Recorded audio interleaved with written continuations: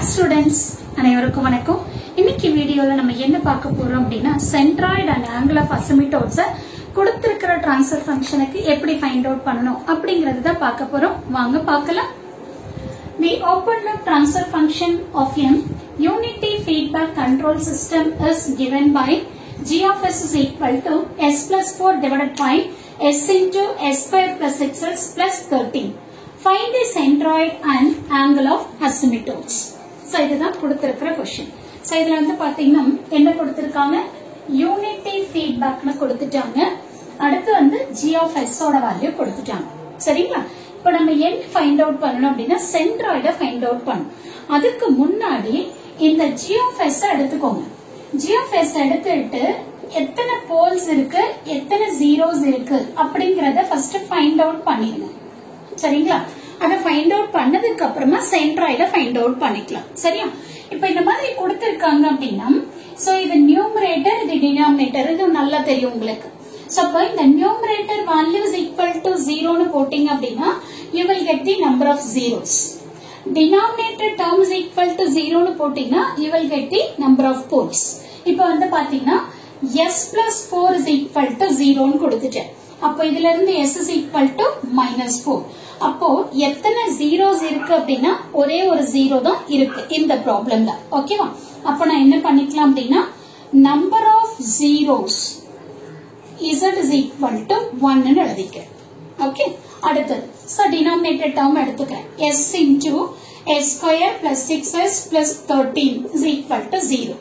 அப்போ s is equal to 0, s square plus 6s plus 13 is equal to 0. இப்போ நீங்க என்ன பண்ணணும், இதை எடுத்துட்டு இதுக்கு ரூட்ஸ் கண்டுபிடிக்கணும். சோ இதுக்கு ரூட்ஸ் என்னென்ன வரும் அப்படினா s is equal to -3 plus 2j வரும், இன்னொன்னு -3 minus 2j னு வரும், இன்னொன்னு s is equal to 0. ஓகேவா? சோ அப்ப நமக்கு வந்து பாத்தீங்க அப்படினா டோட்டலா எத்தனை போல்ஸ் இருக்கு பாருங்க, 3 போல்ஸ் இருக்கு. அப்ப நான் இங்க என்ன எழுதிக்கலாம், number of poles is equal to 3 அப்படின்னு எழுதிக்கலாம். கரெக்ட்டுங்களா? number of poles is equal to 3. Okay? So இங்க எழுத மாட்டேங்குது. number of poles is equal to 3 னு எழுதிக்கலாம். Okay. So number of poles is equal to 3. Okay. So இப்போ நெக்ஸ்ட் வந்து பாத்தீங்கன்னா number of zeros தெரிஞ்சிருச்சு, number of poles தெரிஞ்சது. இதுக்கு அப்புறம் நான் என்ன ஃபைண்ட் அவுட் பண்றேன் அப்படினா சென்ட்ராய்டோட வேல்யூ ஃபைண்ட் அவுட் பண்றேன். இப்போ சென்ட்ராய்டுக்கு ஃபார்முலா உங்களுக்கு தெரியணும் கண்டிப்பா. So centroid is equal to sum of poles minus sum of zeros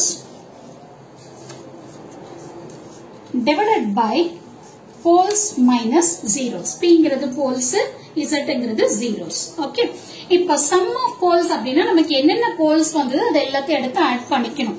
அப்ப 0 -3 plus 2j minus 3 minus 2j, இது வந்து பாத்தீங்கன்னா sum of poles. கரெக்ட்டுங்களா? சோ sum of zeros நமக்கு என்ன இருக்கு, 1 இருக்கு. சரியா? சோ அப்ப நம்ம இங்க என்ன பண்ணிக்கணும், மைனஸ் போட்டுட்டு 1 ன்னு போடணும். divided by, சோ இங்க வந்து என்ன இருக்கு பாருங்க, p minus z. So poles எத்தனை poles இருக்கு, நமக்கு 3 poles இருக்கு. அடுத்து zeros எத்தனை இருக்கு, 1 ன்னு இருக்கு. சரியா? சோ அப்ப நான் இப்ப என்ன பண்ணிக்கலாம் அப்படினா சோ இங்க பாருங்க, இது plus 2j, இது minus 2j. இப்போ இது ரெண்டும் கேன்சல் ஆயிடும். ஓகேவா?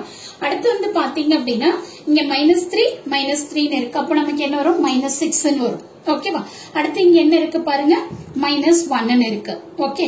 டிவைடட் பை 3 ல 1 போச்சுனா 2. சோ அப்ப நமக்கு என்ன, -7/2 ன்னு வந்துரும். ஓகேவா? சோ இது வந்து என்னது அப்படினா சென்ட்ராய்டோட வேல்யூ. சோ சென்ட்ராய்டோட வேல்யூ நம்ம ஃபைண்ட் அவுட் பண்ணிட்டோம். ஓகேவா?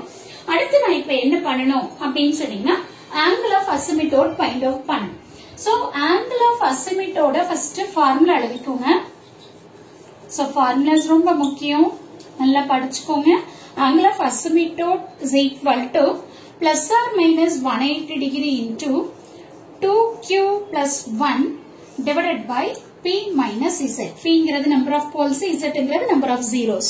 அப்ப q ஓட வேல்யூ நமக்கு என்ன அப்படினா 0 1 2 3 up to p minus z.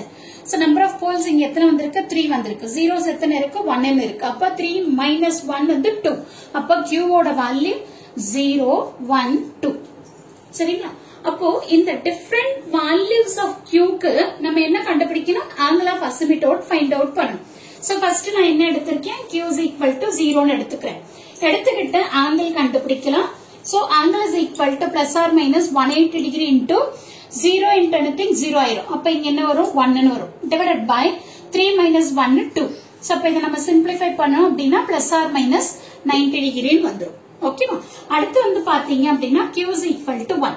So அப்ப ஆங்கிள் என்ன வரும் பாருங்க? plus or minus 180 degree. Qங்கற இடத்துல 1 போட்டீங்கன்னா 2 into 1 2. So 2 plus 1 3. So 3 divided by 2. So இங்க வந்து 90 degree வந்துரும்.